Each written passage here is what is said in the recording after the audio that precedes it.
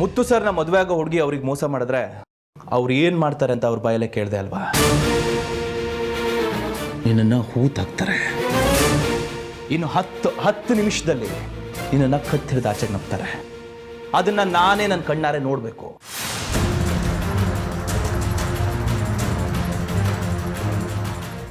ಮಾಯಾ, ಈ ಮನೆಯಲ್ಲಿ ನಿನ್ನ ಕೊನೆ ಕ್ಷಣಗಳು ಎಂಜಾಯ್ ಮಾಡು. ರಾಜ ಬೇಡ ರಾಜ, ಪ್ಲೀಸ್. ಮುತ್ತು ಸರ್ಗೆ ಇದನ್ನ ತಗೊಂಡೋಗಿ ಕೊಡ್ತೀನಿ. ಅಲ್ಲಿಗೆ ನಿನ್ನ ಕತೆ ಫಿನಿಶ್. ರಾಜ ರಾಜ ದಯವಿಟ್ಟು ಅವ್ರು ಮಾಡಬೇಡ ಪ್ಲೀಸ್ ರಾಜ, ಪ್ಲೀಸ್. ರಾಜ ರಾಜ ಹೋಗ್ಬೇಡ. ಮೇಘ್ನಾ, ಮೇಘ್ನಾ.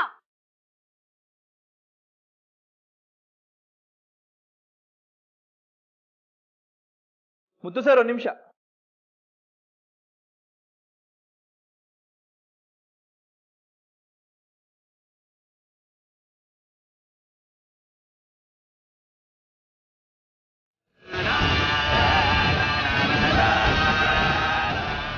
ನಿಮ್ಮ ಹತ್ರ ಒಂದು ವಿಷಯ ಮಾತಾಡಬೇಕಾಗಿತ್ತು. ಬನ್ನಿ ಸರ್.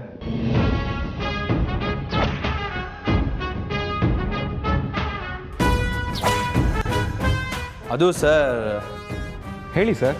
ರಿಹರ್ಸಲ್ ಮಾಡೋದಕ್ಕೆ ದೀಪ ಅನ್ನೋ ಒಂದು ಹುಡುಗಿ ಬಂದಿತ್ತಲ್ವ ಸರ್?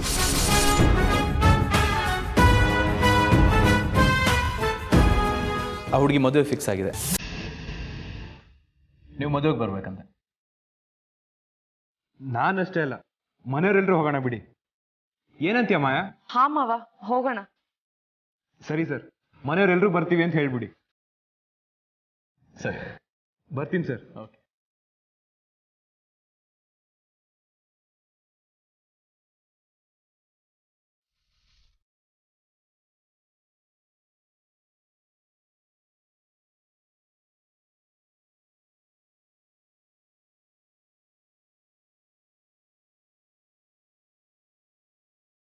ಮೇಘ್ನಾ, ನನ್ನ ಒಳಗೆ ಕರ್ಕೊಂಡು ಹೋಗು.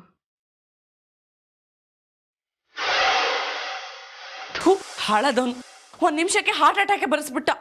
ಇದಕ್ಕೆಲ್ಲ ಏನಾದ್ರೂ ಒಂದು ಕೊನೆ ಕಾಣಿಸ್ಲೇಬೇಕು. ನಾನು ಕೆಟ್ಟೋಳು ಅನ್ನೋದು ರಾಜಂಗ್ ಮಾತ್ರ ಗೊತ್ತಿರ್ಬೇಕು. ಅತ್ತೆ ಗೊತ್ತಾದ್ರೆ ಹೇಗ್ ರಿಯಾಕ್ಟ್ ಮಾಡ್ತಾರಂತಾನೆ ಗೊತ್ತಾಗ್ತಿಲ್ವಲ್ಲ.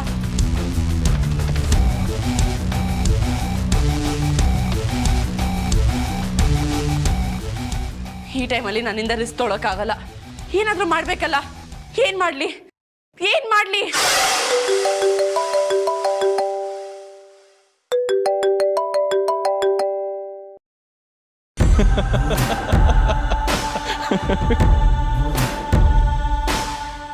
ಮುತ್ತು ಸರ್ಗೆಲ್ಲ ಹೇಳ್ಬಿಡ್ತೀನಿ ಅಂತ ಭಯ ಪಟ್ಕೊಂಡೆ ಅಲ್ಲ?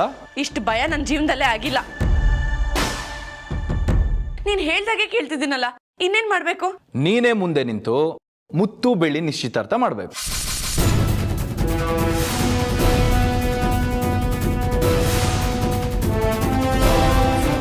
ಏನ್ ತಲೆ ಕೆಟ್ಟಿದೆ ನಿನಗೆ? ಮುತ್ತು ಮಾವ ಬೆಳ್ಳಿ ನಿಶ್ಚಿತಾರ್ಥ ಮಾಡ್ಸೋದ? ಇದೆಲ್ಲ ಆಗೋ ಮಾತಲ್ಲ ರಾಜ. ನನ್ನಿಂದ ನೀನ್ ಬಚಾವಾಗಬೇಕು ಅಂದ್ರೆ ಮುತ್ತು ಬೆಳ್ಳಿ ಮದುವೆ ನೀನೇ ನಿಂತು ಮಾಡಬೇಕು. ಇದು ನನ್ನ ರಿಕ್ವೆಸ್ಟ್ ಅಲ್ಲಮ್ಮ, ಆರ್ಡರ್.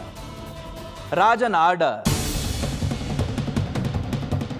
ಮುತ್ತು ಮಾವ ನನ್ನೇ ಮದ್ವೆ ಆಗ್ತೀನಿ ಅಂತ ಅತ್ತೆ ಮೇಲೆ ಆಣೆ ಮಾಡಿದ್ದಾರೆ. ಅವ್ರ ಪ್ರಾಣ ಹೋದ್ರೂ ಆ ಮಾತನ್ನ ಮೀರಲ್ಲ ಅವರು. ಹಾಗೆ ನಾನು ಮ್ಯಾರೇಜ್ ಸರ್ಟಿಫಿಕೇಟ್ನ ಮುತ್ತು ಸರ್ ಕೊಡಬೇಕು ಅಂತ ಡಿಸೈಡ್ ಮಾಡಿದ್ದೀನಿ. ನಾನು ನನ್ನ ಮಾತು ಮೀರಲ್ಲ. ಅಯ್ಯೋ, ನಾನು ಏನ್ ಮಾಡ್ಲಿ? ಯಾಕೆ ನನ್ನನ್ನ ಧರ್ಮ ಸಂಕಟಕ್ಕೆ ಸಿಕ್ಕಾಕಿಸ್ತಿದ್ಯಾ? ಹಾಗಿದ್ರು ಒಂದು ಕೆಲಸ ಮಾಡೋಣ. ಹೇಗಿದ್ರು ಅತ್ತೆ ಮೇಲೆ ಆಣೆ ಮಾಡಿದ್ದಾರೆ ಅಂತ ಹೇಳ್ತಾ ಇದೆಯಲ್ವಾ, ಈ ವಿಷಯನ ಅವ್ರಿಗೆ ಹೇಳ್ಬಿಡೋಣ. Problem solve. ನೀನ್ ಹಾಗೆ ಮಾಡೋ ಬದಲು ನನ್ನ ಸಾಯಿಸೇ ಬಿಡು ರಾಜ. ನಾನು ನಿನ್ನಷ್ಟು ಕಟ್ಕ ಅಲ್ಲ, ಆದ್ರೂ ನಿನ್ಗೊಂದು ಚಾನ್ಸ್ ಕೊಡ್ತೀನಿ. ನೀನ್ ಮನೆ ಬಿಟ್ಟು ಹೋಗ್ತೀಯೋ ಅಥವಾ ಮುತ್ತು ಬೆಳ್ಳಿ ಮದುವೆ ಮಾಡಿಸ್ತೀಯೋ? ನಿಶ್ಚಿತಾರ್ಥ ಹೇಗ್ ಮಾಡಿಸ್ಲಿ ನಾನು? ಚಿನ್ನ, ಈ ವಿಷಯ ನಿನಗೆ ಬಿಟ್ಟಿದ್ದು. ಈಗೇನು ಆಗುತ್ತೋ ಇಲ್ವೋ? ಸರಿ, ಆದಷ್ಟು ಟ್ರೈ ಮಾಡ್ತೀನಿ. ಟ್ರೈಗಿ ಏನೂ ಇಲ್ಲಮ್ಮ. ಈ ವಿಷಯ ಆಗುತ್ತೋ ಇಲ್ವೋ ಹೇಳ್ಬಿಡು. ಇಲ್ಲಾಂದ್ರೆ ಈ ವಿಷಯನ ಮುದ್ದು ಸರ್ಗೆ, ನಿಮ್ಮ ಅತ್ತೆಗೆ ಹೇಳ್ಬಿಡ್ತೀನಿ ಅಷ್ಟೇ. ಇಲ್ಲೇ ಇರ್ತೀಯೋ ಮನೆ ಬಿಟ್ಟು ಹೋಗ್ತೀಯೋ ನಿನಗೆ ಬಿಟ್ಟು. ಓಕೆ, ಟೇಕ್ ಕೇರ್, ಬಾಯ್. ಹಲೋ ಹಲೋ ರಾಜ ಯಾಕೆ ನನಗೆ ಹಿಂಸೆ ಕೊಡ್ತಿದ್ಯಾ?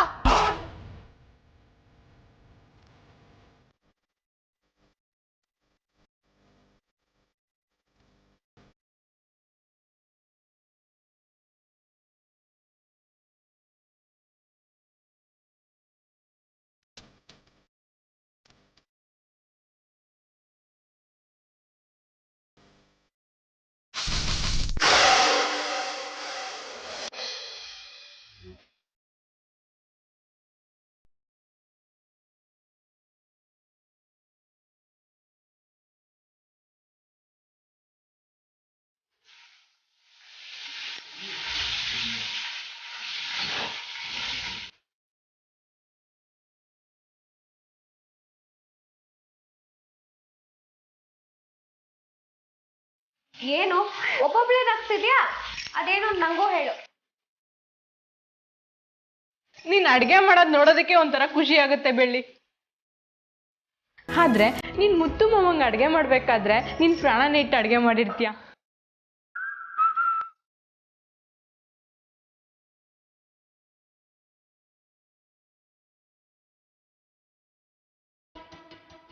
ನೀನ್ ಇಷ್ಟೊಂದು ಪ್ರೀತಿ ಇಟ್ಟು ಮೀನ್ ಸಾರು ಮಾಡ್ತಾ ಇದೀಯಲ್ವಾ? ಒಂದ್ ವೇಳೆ ನನ್ಗೆ ಮೀನ್ ಸಾರು ಬೇಡ, ನೀನ್ ಪ್ರೀತಿ ಬೇಕು ಅಂತ ಕೇಳಿದ್ರೆ ಏನ್ ಮಾಡ್ತೀಯಾ?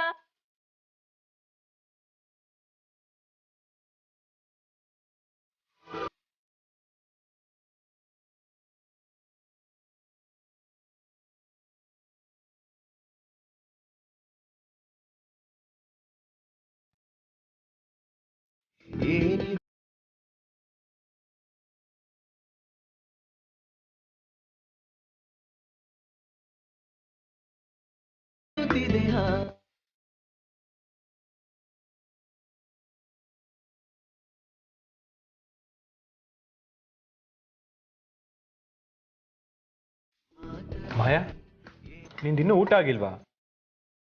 ಇಲ್ಲ ಮಾವ.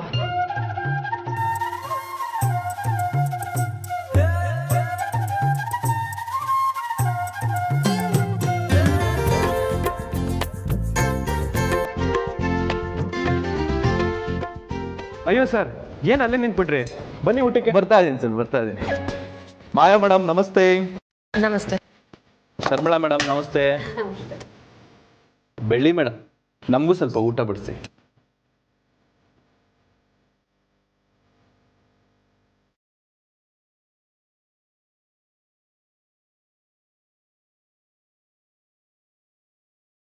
ಘಮ ಅಂತಿದೆ ಸರ್. ಸರ್ ಹೋಟ್ಲಿಂದ ತರಿಸಿದ್ರ ಊಟ?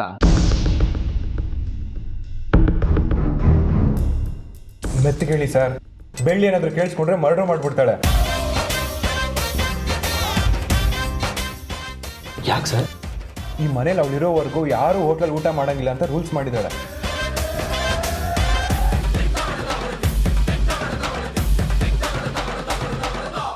ಸುಳ್ಯರಿ ಸರ್, ಬೆಳ್ಳಿ ಬರ್ತಿದ್ದಾಳೆ.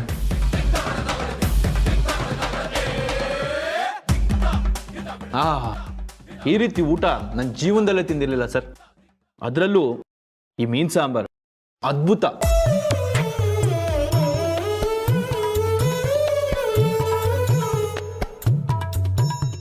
ಬೆಳ್ಳಿ ಮೇಡಮ್, ಇದು ನೀವು ಮಾಡಿದ ಅಡುಗೆ ಅಂತ ಗೊತ್ತಾಯ್ತು. ನಿಮ್ಮ ಕೈ ರುಚಿಗೆ ಒಂದು ಸಲ್ಯೂಟ್ ಮೇಡಮ್.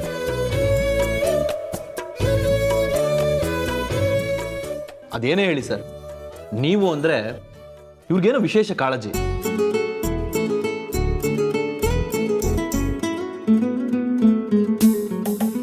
ಬೆಳ್ಳಿ ಯಾವಾಗ್ಲೂ ಮಾಡೋ ಹಾಗೆ ಮಾಡಿದಾಳೆ. ಇದ್ರಲ್ಲಿ ವಿಶೇಷ ಏನಿದೆ ಸರ್? ವಿಶೇಷ ಇದೆ ಸರ್. ಈ ಮನೆಗೆ ಬಂದಾಗಿಂದ ಗಮನಿಸ್ತಾ ಇದ್ದೀನಿ, ಬೇರೆಯವರೆಲ್ಲ ಅಡುಗೆ ಮಾಡಬೇಕು ಅಂದ್ರೆ ಏನೋ ಒಂದು ಕಾಟಾಚಾರಕ್ಕೆ ಮಾಡ್ಬೇಕಲ್ಲ ಅಂತ ಮಾಡ್ತಾರಷ್ಟೇ. ಆದ್ರೆ ಬೆಳ್ಳಿ ನೋಡಿ ಸರ್, ನಿಮಗೋಸ್ಕರ ಪ್ರೀತಿಯಿಂದ ಮುತುವರ್ಜಿ ವಹಿಸಿ ಮಾಡ್ತಾರೆ.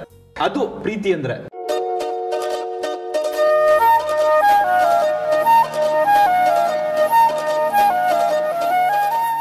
ಬೆಳ್ಳಿ ಯಾವಾಗ್ಲೂ ಇದೇ ರೀತಿ ಸರ್ ಅಡುಗೆ ಮಾಡೋದು.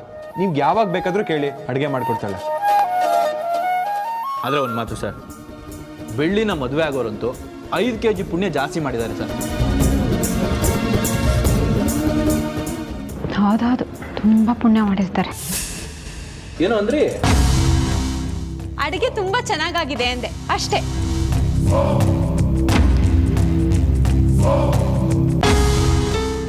ಬೆಳ್ಳಿ, ನಿಂತ್ಕೊಂಡು ಕನ್ಸ್ ಕಾಣ್ತಿದ್ಯಾ? ಜಾಸ್ತಿ ಕನ್ಸ್ ಕಾಣ್ಬೇಡ. ನಾವಿರ್ಬೇಕಾದ್ರೆ ಇನ್ನೊಬ್ಬರನ್ನ ಹೋಗ್ಲಕ್ ಬಿಟ್ಬಿಡ್ತೀವ. ಮುತ್ತು ಸರ್, ನಿಮ್ಗೊಂದು ಮಾತು ಹೇಳ್ತೀನಿ. ನಿಮಗೆ ಸರಿಯಾದ ಜೋಡಿ ಅಂದ್ರೆ ಬೆಳ್ಳಿನೇ ಸರ್.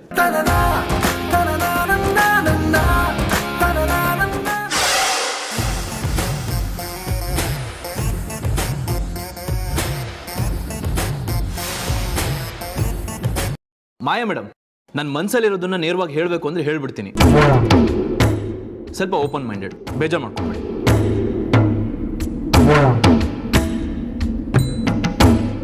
ಈ ಹೊಟ್ಟೆವ್ರಿಯೋ ಮಾತಿಗೆ ಯಾಕೆ ಸರ್ ಬೇಜಾರು? ಹಾ, ಬೇಜಾರೇನಿಲ್ಲ.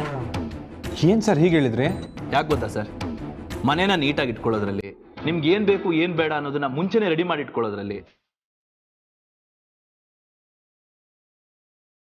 ಊಟ ತಿಂಡಿ ವಿಚಾರದಲ್ಲಿ ಅಂತಲ್ಲ ಸರ್, ಎಲ್ಲಾ ವಿಚಾರದಲ್ಲೂ ಬೆಳ್ಳಿ ನಿಮ್ಮನ್ನ ತುಂಬಾ ಚೆನ್ನಾಗಿ ಅರ್ಥ ಮಾಡ್ಕೊಂಡಿದ್ದಾಳೆ.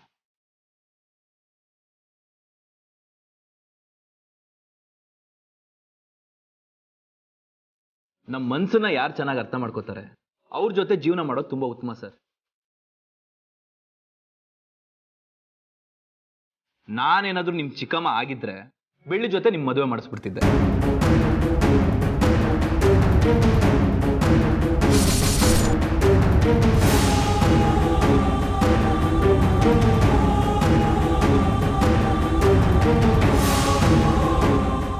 ಮುತ್ತಣ್ಣನ್ಗೆ ನಮ್ಮ ಮಾಯನ ಹೆಂಡತಿ ಅನ್ನೋದು ನಿಶ್ಚಯ ಆಗೋಗ್ಬಿಟ್ಟಿದೆ.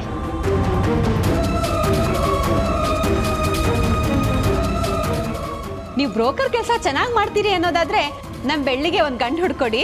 ಅಯ್ಯೋ, ನಾನೆಲ್ಲಿ ಹುಡ್ಕೋದಿಕ್ ಹೋಗ್ಲಿ, ನಾನ್ ಹೇಳಿದ್ದು ನಿಮ್ ತಾಯಿ ಜಾಗದಲ್ಲಿ ಇದ್ದಿದ್ರೆ ಅಂತ. ಏನಂತೀರ ಮುತ್ತು ಸರ್?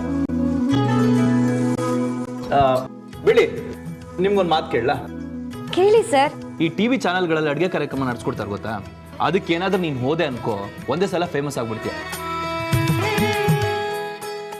ಒಂದ್ ಸಲ ಅಡ್ಗೆ ಸ್ಟಾರ್ ಆದೆ ಅಂತ ಅನ್ಕೋ, ದುಡ್ಡೇ ದುಡ್ಡು.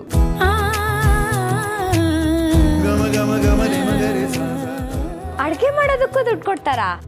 ಬೇಕಿದ್ರೆ ಕೇಳು, ನಾನೋಗಿ ಮಾತಾಡಿ ನಿನ್ನ ಸೇರಿಸ್ತೀನಿ.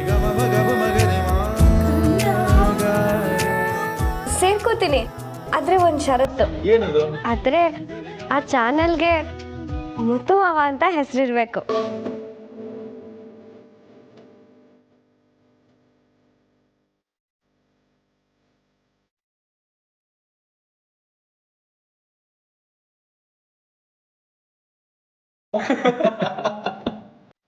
ಮುದ್ದು ಮಾವ ಚೆನ್ನಾಗಿದೆ ನೋಡಿ ಸರ್, ಇಲ್ಲೂ ನಿಮ್ಮ ಹೆಸರೇ ಜಪ ಮಾಡ್ತಾ ಇದ್ದಾರೆ.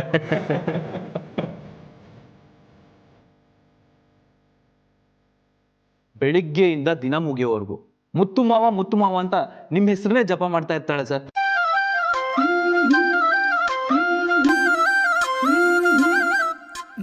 ಈ ರೀತಿ ಒಬ್ಬರನ್ನ ಹಚ್ಕೊಂಡಿರೋದು ನಾನು ಇದುವರೆಗೂ ನನ್ನ ಜೀವನದಲ್ಲಿ ನೋಡೇ ಇಲ್ಲ ಸರ್. ನೀವೊಂದು ಕೆಲಸ ಮಾಡಿ ಸರ್, ಆದಷ್ಟು ಬೇಗ ಚಿಕ್ಕಮ್ಮನ ಹತ್ರ ಮಾತಾಡಿ ಬೆಳ್ಳಿನ ಮದುವೆ ಮಾಡ್ಕೊಂಡ್ಬಿಡಿ ಸರ್.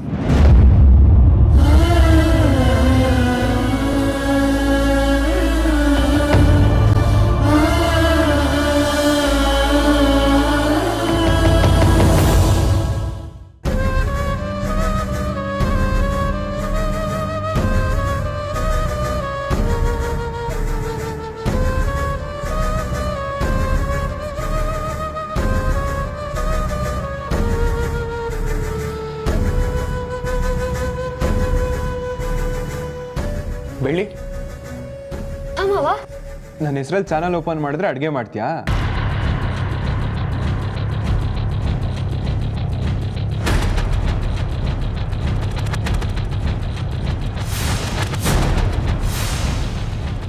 ಲೂಸ್ ಆಗೋಗಿದ್ಯಾ ನೀನು? ಹೋಗಿ ಮಾವ, ಅವ್ರು ರೇಗಿಸ್ತಾರೆ ಅಂತ ನೀವು ನನಗೆ ರೇಗಿಸ್ತೀರ. ಅವ್ರೇನೋ ಕೇಳಿದ್ರು ಅಂತ ತಮಾಷೆಗೆ ಹಾಗೆ ಹೇಳ್ದೆ.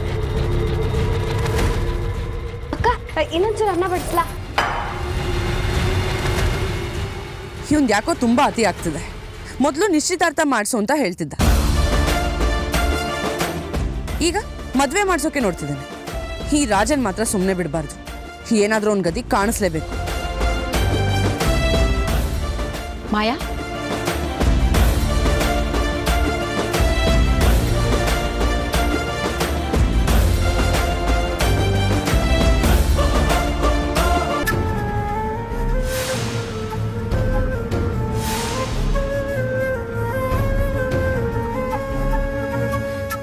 ಊಟ ಹೇಗಿತ್ತು ಮಾಯಾ ಮೇಡಮ್? ಚೆನ್ನಾಗಿ ತಿಂದ್ರಾ? ತೃಪ್ತಿ ಆಯ್ತಾ? ನೀನು ನೇರವಾಗಿ ಹೋಗಿ ಬೆಳ್ಳಿ ನಿಮಗೆ ಒಳ್ಳೆ ಜೋಡಿ ಅಂತ ಮುತ್ತು ಮಾವನ ಹತ್ರ ಹೇಳಿದ್ಯಲ್ಲ, ಅವರು ಸ್ವಲ್ಪ ಕೂಲಾಗಿದ್ರು ಓಕೆ, ಒಂಚೂರು ಗರಂ ಆಗಿದ್ರು ಎಲ್ಲ ಎಡ್ವರ್ಟ್ ಆಗಿರೋದು. ಈಗ ಯಾರೋ ಗೊತ್ತಿಲ್ಲದವ್ರನ್ನ ನಿಮ್ಮ ಹೆಂಡತಿ ಅಂದಾಗ್ಲೋ ಅಥವಾ ಗಂಡ ಅಂದಾಗ್ಲೋ ಅವ್ರ ಮುಖದ ರಿಯಾಕ್ಷನ್ ನನಗೆ ಗೊತ್ತಾಗಬೇಕಾಗಿತ್ತು. ಅದಕ್ಕೆ ಬೆಳ್ಳಿನೇ ನಿಮಗೆ ಸರಿಯಾದ ಜೋಡಿ ಅಂತ ಅಂದೆ. ಆಗ ನೀನು ಮುತ್ತು ಮಾವನ ಮುಖ ನೋಡ್ಬೇಕಾಗಿತ್ತು. ಎಷ್ಟು ಬ್ರೈಟ್ನೆಸ್ ಆಯ್ತು ಗೊತ್ತಾ? ಹೋ, ನೀನು ಕಣ್ ಬೇರೆ ಕಾಣಿಸಲ್ವೇ, ಕುರುಡಿನೇ. ಎಂತ ಸೀನ್ ಮಿಸ್ ಮಾಡ್ಕೊಂಡೆ ಗೊತ್ತಾ ನೀನು?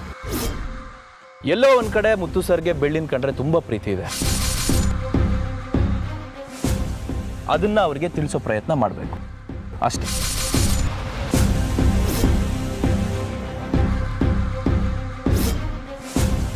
ಏನು ರಿವೆಂಜಾ? ಇಲ್ಲ, ರಿಟರ್ನ್ ಗಿಫ್ಟ್. ತಾವು ಮಾಡಿರೋ ಕರ್ಮನ ತಾವೇ ಅನುಭವಿಸ್ಬೇಕು ಅಂತಾರಲ್ಲ, ಹಾಗೆ ನೀನ್ ಮುತ್ತು ಸರ್ನ ಬೆಳ್ಳಿಯಿಂದ ಎಷ್ಟು ದೂರ ಮಾಡಬೇಕು ಅಂತ ಅನ್ಕೋತೀಯೋ ಅವರಷ್ಟು ಹತ್ರ ಆಗ್ತಾ ಹೋಗ್ತಾರೆ.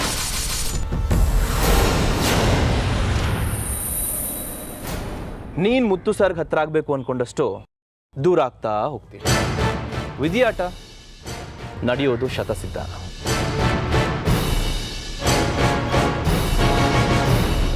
ಹೌದು, ನಿಶ್ಚಿತಾರ್ಥದ ವಿಷಯ ಎಲ್ಲಿವರೆಗೆ ಬಂತು? ಏನು ವ್ಯವಸ್ಥೆ ಮಾಡಿದ್ಯಾ? ಹೋಗಿ ಕಿತ್ಕೊಂಡು ಬಂದು ಕೊಡೋದಕ್ಕೆ ಅದು ಗಿಡದಲ್ಲಿ ಬೆಳೆಯೋ ಹೂವಲ್ಲ ರಾಜ, ಒಂದಷ್ಟು ಟೈಮ್ ಬೇಕು. ಅಷ್ಟರೊಳಗೆ ಏನಾದರೂ ಕಿತಾಪತಿ ಮಾಡಿ ಹಾಳು ಮಾಡೋಣ ಅನ್ಕೊಂಡಿದ್ಯಾ ಅಲ್ವಾ?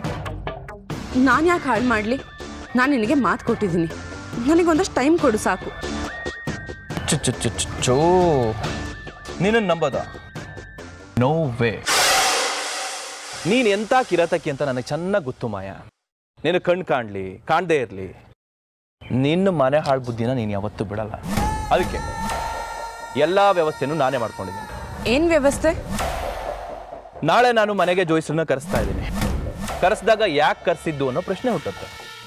ಆಗ ನೀನು ನಾನೇ ಕರೆಸಿದ್ದು ಅಂತ ಹೇಳ್ಬೇಕು. ಹೇಳಿ. ಹೇಳಿದ್ಮೇಲೆ ಯಾಕಮ್ಮ ಕರೆಸ್ದೆ ಅಂತ ಕೇಳ್ತಾರೆ. ಆಗ ನೀನು ಹೇಳ್ತೀಯಾ, ತುಂಬ ದಿವಸದಿಂದ ನನ್ನ ಮದುವೆ ಪೋಸ್ಟ್ಪೋನ್ ಆಗ್ತಾ ಇತ್ತು, ಹಾಗೆ ನನ್ನ ಕಣ್ಣು ದೃಷ್ಟಿ ಹೋಗಿತ್ತಲ್ವಾ, ವಿಚಾರ ತಿಳ್ಕೊಬೇಕಾಗಿತ್ತು, ಅದಕ್ಕೋಸ್ಕರ ಕರೆಸ್ದೆ ಅಂತ ಹೇಳ್ಬೇಕು.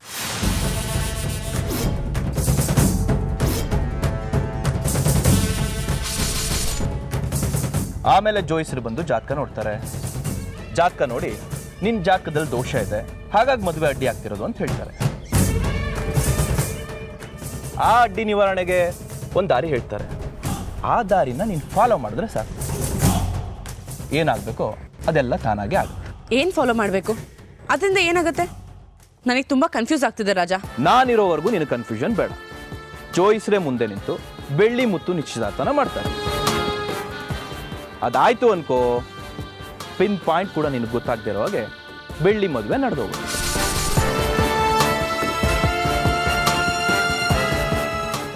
ಆದರೆ ನೀನು ಮಾತ್ರ ಏನು ಗೊತ್ತಿಲ್ಲ ಅನ್ನೋ ಹಾಗಿರ್ಬೇಕು.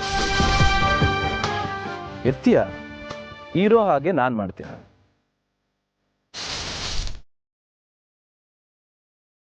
ಈ ಮದುವೆ ಮಾಡಿಸೋ ಪೂಜಾರಿನೂ ನಾನೇ, ಅಡ್ಡಿ ಮಾಡೋಕ್ ಬಂದ್ರೆ ಶ್ರಾದ್ದ ಮಾಡೋನು ನಾನು. ಬರೋಣ್ಮೆ ಮಾಯಾದೇವಿಯವರೇ, ಹ್ಯಾವ್ ಎ ಬ್ಯಾಡ್ ಡೇ.